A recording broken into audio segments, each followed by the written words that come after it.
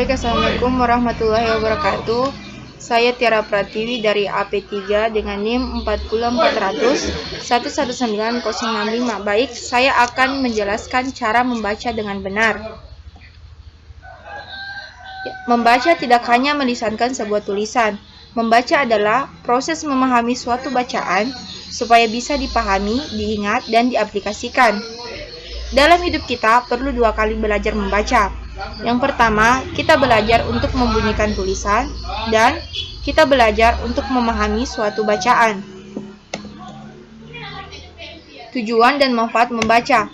Tujuan membaca yaitu untuk mencari dan mampu membaca serta memperoleh informasi, mencangkup isi, memahami makna bacaan dengan benar, dan bersuara beberapa kalimat sederhana dan dapat juga diterapkan dalam membaca puisi.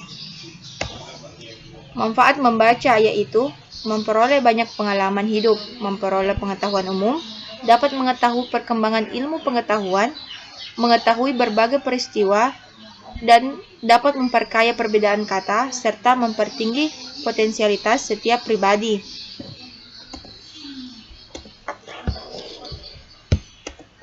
Fungsi membaca. Fungsi membaca yang pertama yaitu fungsi intelektual.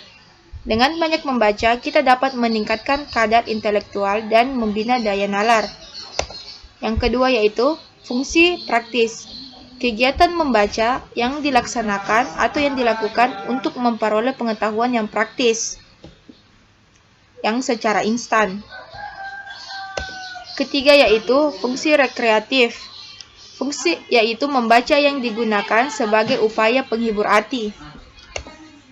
Fungsi informatif.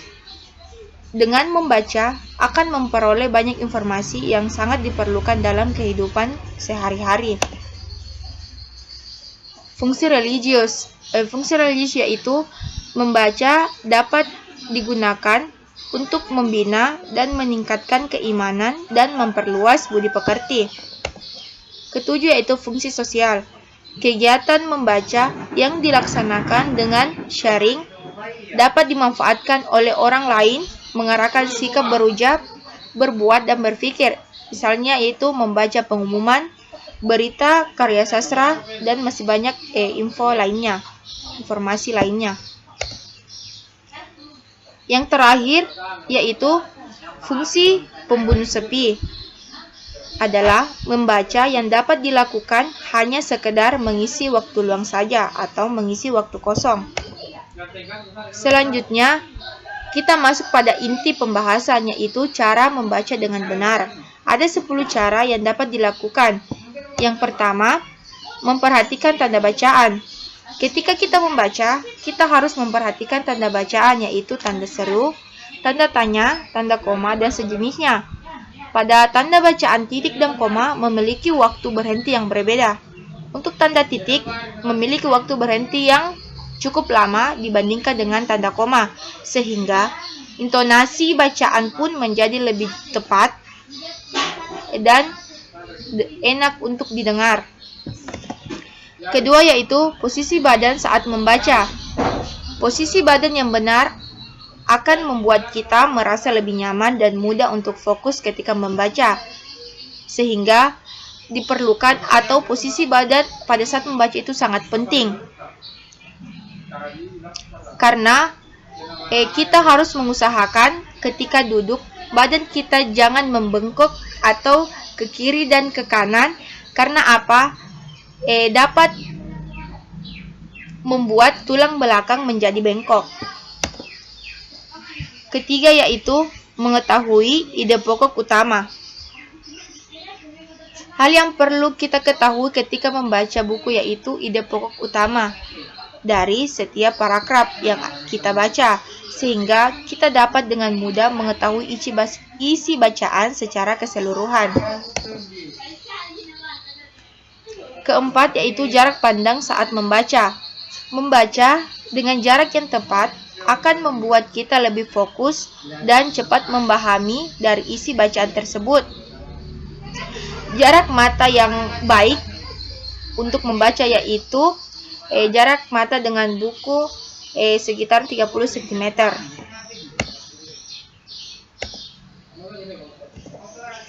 Yang kelima yaitu memberi tanda pada kalimat yang penting.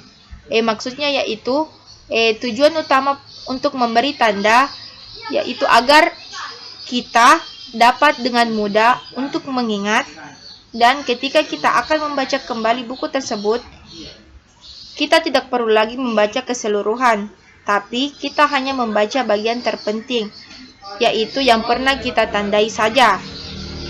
Kita dapat menandai seperti memberi garis bawah atau memberi stabilo. Keenam yaitu membiasakan diri untuk selalu membaca. Untuk kita dapat membaca dengan baik, kita harus bisa membiasakan diri untuk selalu membaca. Minimal kita membiasakan diri untuk membaca 1 kali, atau dalam 1 hari kita minimal membaca 1 halaman, sehingga dengan kebiasaan kita membaca, kita tidak akan lupa tentang bacaan kita.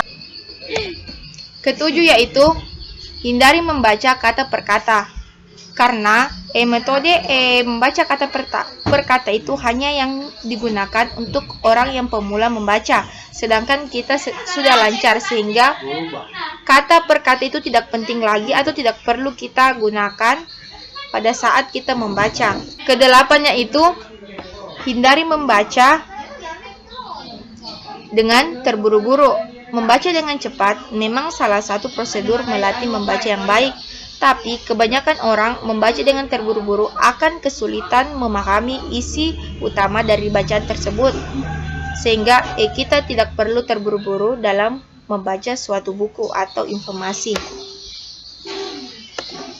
Kesembilan yaitu gunakan benda untuk menunjuk kalimat yang dibaca. Untuk menghindari pengulangan pada kalimat yang sudah terbaca, sebaiknya kita gunakan sesuatu benda, misalkan kita gunakan pensil atau alat lain untuk menandakan kalimat, menandakan bacaan yang telah kita baca, sehingga kita akan merasa lebih nyaman ketika membaca kembali, serta kita tidak perlu khawatir ada kalimat yang kita telah baca berulang-ulang. Terakhir yaitu gunakan prinsip membaca 5W 1H, yaitu what, apa, who, siapa, where, di mana, when, kapan, why, mengapa, dan how, bagaimana. Karena ketika kita belajar membaca mengenai peristiwa atau berita peristiwa atau kejadian-kejadian yang terjadi, kita dapat cepat mengetahui kapan hal tersebut terjadi, bagaimana kronologisnya, dan mengapa serta siapa yang terlibat dalam berita tersebut. Itulah gunanya kita gunakan prinsip membaca 5W 1H. Mungkin itu saja yang bisa saya sampaikan. Kurang dan lebihnya mohon dimaafkan. Assalamualaikum warahmatullahi wabarakatuh.